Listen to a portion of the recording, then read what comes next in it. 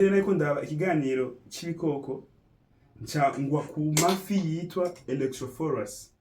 Electrophorus na mafi asanzwe afise pouvoir yo gusohora courant muri yo. Na mafi afise pouvoir yo gusohora umuyagankuba. Bati bigenda gute kugira asohora umuyagankuba? Nudufi twiza dusa neza dukunda kuja mu mazi mugabo tugasohoka hanze kurondera oxygene. Rero chaque fois dusohotse kurondera oxygene twama turi vulnerable, hari ibikoko bica bishaka kuturya.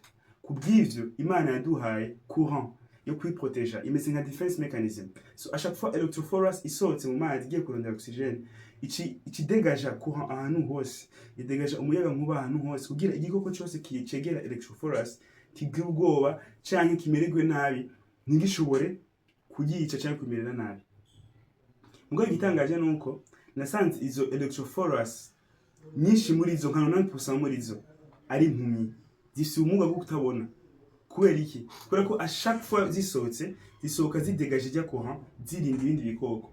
Ijya courant rero iciba nyinshi muri environnement yazo ku buryo Electrophorus ubwavyo bisanga zabaye affecté niki n'uyo muyagankuba. Umuyagankuba uri mwinshi muri environnement yo Electrophorus ku buryo ushikira n'amaso yayo, ku buryo utuma na Electrophorus nyinshi muri zo ziba impumyi. Rero ama studies avuga ko most of Electrophorus usanga ari impumyi. Kubera iki? Kubera kwikingira.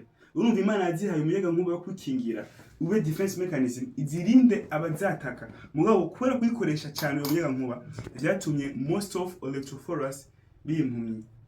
Navyo nabo butuma nje kubwira no munsi. Abantu benshi barikingira abansi. Abantu benshi kuri ama past traumas, kuri ibintu baciyemo, kuri abantu babagiriye nabi, usanga bari ko barikingira abansi ku buryo n'abantu beza badasura kubabona.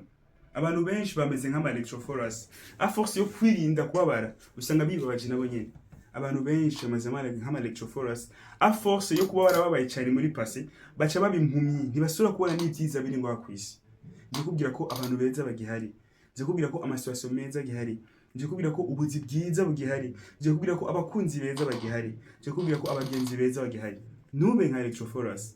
Nibirinde cyane ku buryo ubimpumyi y'ibyiza bihari kwisi. Nibirinde abansi cyane ku buryo wiyaffecta wenyene. Wirinde ibi ivyo baciyemo byarakubereye ikigwa ciza. Urashobora kumenya abantu beza nababi mugabo ntibitume ubimpumyi. Umubone ibyiza. Kuba uri kuririnda abansi ntibitume reka kubona ibyiza biri kwisi. Ntibitume ubimpumyi. Peace out.